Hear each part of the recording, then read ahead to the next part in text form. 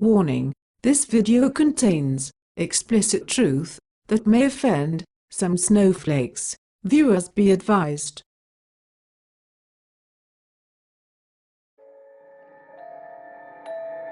And just pray to God that we understand how incredible this period of history is right now. Plan, this will all turn out to be for a very, very good reason. And just pray to God that we understand how incredible this period of history is right now. And that we thank God for Donald Trump. We need to end Zionism, which is huge, and it's probably the biggest problem that we have in this country today. Our movement is about replacing a failed and corrupt, and when I say corrupt, I'm talking about totally corrupt, political establishment with a new government controlled by you, the American people. There is nothing the political establishment will not do, no lie that they won't tell, to hold their prestige and power at your expense, and that's what's been happening. The Washington establishment and the financial and media corporations that fund it exist for only one reason: to protect and enrich itself.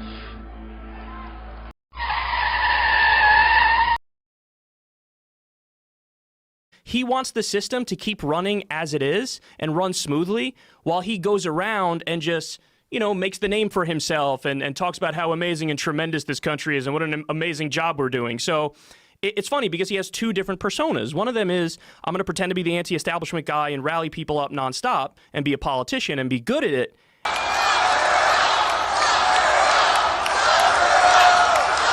And then the other thing is, behind the scenes, he's like, guys, just keep everything running and hold it together with duct tape if you have to before I get out of here. So he's, at the same time, he's acting like the most anti-establishment president of all time when he's on the campaign trail. He's also the most deeply pro-establishment candidate in terms of, or president in terms of what he's actually doing.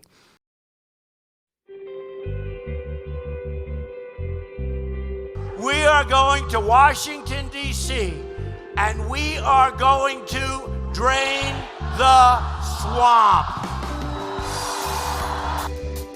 I'm with Israel 100%. I have been asked 101 times plus, why do you think Donald Trump won?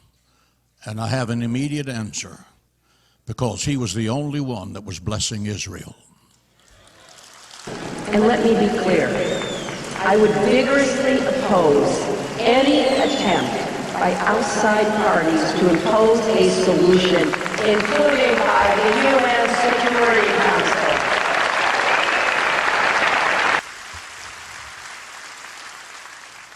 There were 3.3 million Christians United for Israel in our organization, waiting for one candidate to stand up and speak up.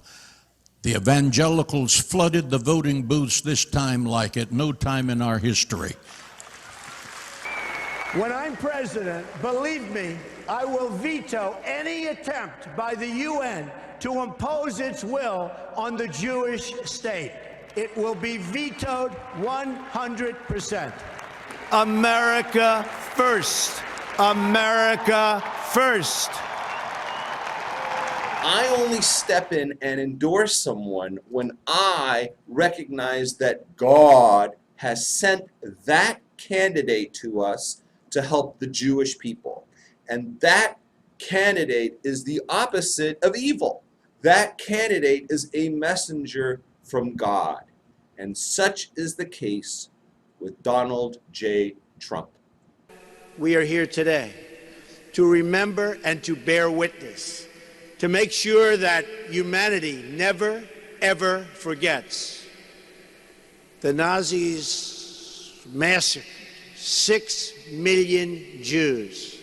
Max says if I take 1 hour to cook a batch of cookies and Cookie Monster has 15 ovens, working 24 hours a day, every day for 5 years, how long does it take Cookie Monster to make 6 million batches of cookies?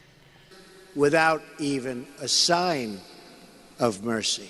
Oh, that's a good question. Yet even today, there are those who want to forget the past. So none of it really adds up. I don't know. It just kind of doesn't really make sense. Worse still, there are even those filled with such hate. Oh, no. Total hate. Oh, no. That they want to erase the Holocaust from history. Those who deny the Holocaust are an accomplice to this horrible evil. Everything that the government says is true. Donald Trump tweeted about you in 2014, writing, "Snowden is a traitor. When our country was great, do you know what we did to traitors?" Meanwhile, his pick for CIA director, Kansas Congressman Mike Pompeo, has called you a liar and a criminal, and in at least one interview also called for your execution. Snowden spurred a necessary debate. Yeah. What would you do about Snowden? I think he's a total traitor, and I would deal with him harshly. He is a lawbreaker. He violated American law. Torture works, okay, folks? Torture, you know, I have these guys. Torture doesn't work. Believe me, it works, okay?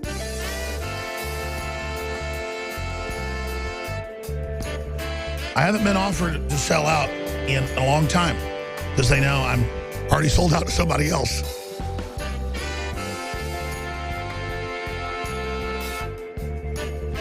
If you've retired, you don't have anything to worry about. Third time I've said that. I'll probably say it 3 more times. See, in my line of work, you got to keep repeating things over and over and over again for the truth to sink in, to kind of catapult the propaganda. Every statement I've heard out of any Republican in the last 2 years, the Israelis are controlling our government. We have to get more senators and more congressmen that are Republicans elected. I'm going to Washington to have a very important meeting with President Trump. I'll also be meeting with Vice President Pence, with the Secretary of State Tillerson, and with Republican leaders and Democratic leaders on Capitol Hill. The alliance between Israel and America has always been extremely strong. It's about to get even stronger. President Trump and I see eye to eye on the dangers emanating from the region, but also on the opportunities. And we'll talk about both, as well as upgrading the relations between Israel and the United States in many, many fields. What does Stone Mountain, Georgia, have to do with Israel? What I was doing was servicing the needs of my constituents.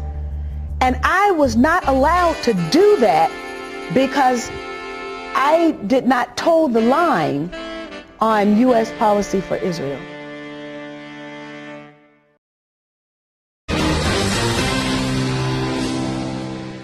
Good evening. Welcome to a special report. I'm Brett Baer. We begin with a massively controversial decision by President Trump that has ramifications all over the world tonight.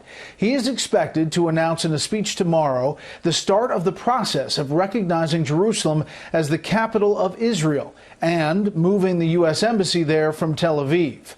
World leaders are already warning of severe consequences, and U.S. facilities in the Middle East are stepping up security tonight. We're being told U.S. Marine fast teams have bolstered security at several U.S. embassies in the region right now. The United States' view now officially is that Jerusalem is the eternal capital of Israel, but also that he is going to move the embassy from Tel Aviv to Jerusalem. This is a great and brave thing to do. One of the problems, not specifically on this issue, just in general, let's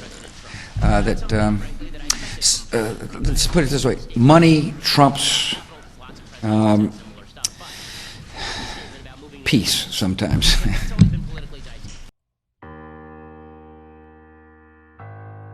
This is a memo that describes how we're going to take out 7 countries in 5 years, starting with Iraq and then Syria, Lebanon, Libya, Somalia, Sudan, and finishing off Iran. This is a truly historic day for the American Armed Forces. In just a few minutes, I will proudly sign into law the largest ever investment in the United States military. In fact, I could say the largest ever by far. You know, he got everything he wanted, and you're telling me that there's some sort of group out there that's working against Donald Trump in Washington? In the budget, we took care of the military like it's never been taken care of before. In fact, General Mattis called me. He goes, wow, I can't believe I got everything we wanted. One thing, unlike America, Israel seems to be able to fight wars very quickly. What is your secret? Because we don't seem to have the hang of that. The secret is that we have America. I want to thank you, Democrats and Republicans, for your common support for Israel, year after year, decade after decade.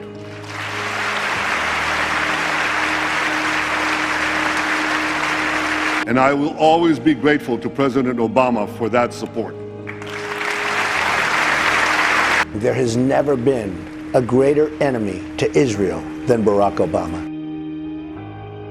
There's sort of a clause in there that nobody's really understanding, that if Iran gets attacked, we have to help them. Now you say, what if Israel attacks them? Are we supposed to be fighting Israel? This is the most incompetent agreement that anybody has ever seen. We will protect Israel totally.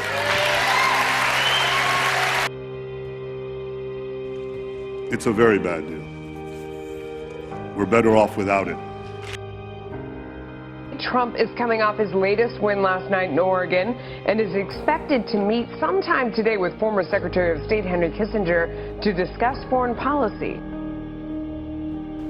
Tonight I ordered a targeted military strike on the airfield in Syria. President Trump announcing that for the first time the United States has taken direct military action against the Syrian regime. We see these beautiful pictures at night from the decks of these two U.S. Navy vessels in the Eastern Mediterranean. I am tempted to quote the great Leonard Cohen, I'm guided by the beauty of our weapons. And they are beautiful pictures of fearsome armaments making what is for them a brief flight over to this airfield. Sick! You kill someone with a knife, you are sick! Bombing hospitals, that's just what we do. But let's take you back to that time, September 2013, and a tweet from Mr. Trump himself in the wake of that attack. Yeah, he actually wrote this, quote, President Obama, do not attack Syria. There is no upside and tremendous downside. Save your powder for another and more important day. And there was a second tweet as well, in all caps. And that one read, again, to our very foolish leader, do not attack Syria. If you do, many very bad things will happen from that fight, and the U.S. gets nothing. Interesting. The Israeli Prime Minister Benjamin Netanyahu praised the US-led strikes on Syria. He also alleged that Iran's military presence in Syria is endangering Israel and the stability of the entire region. Israel has to have the residual military control. That's my view. It hasn't changed. I think that, of course, American foreign policy is eventually up to the American people. One of the big things that we've not been able to discuss in this country for the last 30 years is our policy toward the Israelis. Whether we want to be involved in fighting Israel's wars in the future is something that Americans should be able to talk about. They may vote yes. They may want to see their kids killed in Iraq or Yemen or somewhere else to protect Israel. But the question is, we need to talk about it. Just to conclude, I mean, it's a very sensitive topic, and they get upset when we expose their false stories. They say that we can't criticize their dishonest coverage because of the First Amendment. You know, they always bring up the First Amendment. And I love the First Amendment. Nobody loves it better than me. Nobody. I mean, who uses it more than I do? But the First Amendment gives all of us, it gives it to me, it gives it to you, it gives it to all Americans, the right to speak our minds freely. It gives you the right, and me the right, to criticize fake news and criticize it strongly. The president is expected to sign an executive order that'll interpret Judaism as a nationality and not just a religion. What are your initial takes on the executive order? Well, let me just, I'm just going to quote Jared Kushner from the spot that he did, the op-ed he did in the New York Post, the New York Times, actually. The definition of anti-Semitism used in the executive order, quote, this is his quote, makes clear what our administration has stated publicly on record. Anti-Zionism is anti-Semitism, and that's all you need to know. Yeah, this is they call it their rallying cry or their credo. And Pompeo says he thinks about this kind of stuff every single day. We've got the federal position, several federal positions for the anti-Semitism czar, and there's literally headlines that they're a protected class, and not just the religion, which should be open up to any type of criticism, or to even be made fun of if people want to do that or not like it. But then now they're saying that it's not just the religion, but now anybody that's even born Jewish, just any Jewish person can't get criticized, special privileges, immune from criticism. I will fight for you with every breath in my body, and I will never, ever let you down. We must all stand together to stop Iran's march of conquest, subjugation, and terror. And we have to ensure that Israel has the overriding security control of all the territories. Good morning and welcome to Morning Joe on this Friday, January the 3rd. Let's get right to the significant escalation of already heightened tensions with Iran. Now, just days after insisting he doesn't want war with Iran, American officials say President Donald Trump authorized a drone strike at Baghdad International Airport last night that, of course, killed Iran's top general. And most Americans will never know this, is that the guy we just killed was helping us in our fight against ISIS. In fact, he was one of probably the biggest, the enemy of ISIS and the biggest conqueror of ISIS. And we just took him out. President Obama. He's the founder of ISIS. He's the founder of ISIS. He's the founder. He founded ISIS. So with the additional steps I ordered last month, we're speeding up training of ISIL forces, including volunteers from Sunni tribes in Anbar province. And specifically in Palmyra, there's been a back and forth between the Syrian army and ISIS there, capturing and then losing and then recapturing areas of Palmyra from ISIS. And so by bombing pro-Syrian army forces, that's de facto, acting as air power for ISIS. And that's on top of what Israel's been doing in the Golan Heights, which has been to give actual material support to both al-Qaeda forces there as well as ISIS, and then also treating jihadist fighters in Israeli hospitals and then sending them back into battle. We love Israel. We will fight for Israel 100%, 1,000%. It will be there forever. Thank you. Thank you very much. So I feel like a chump because I voted for Barack Obama. I felt like a chump when I voted for him after I saw what he did. I wonder how long it's going to take for Trump voters to feel like a chump.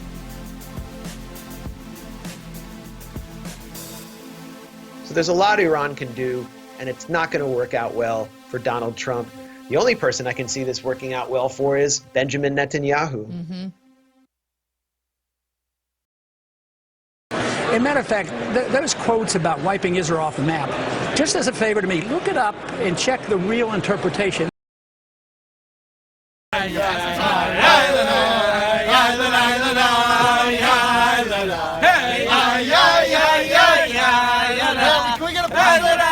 Dancers, you guys.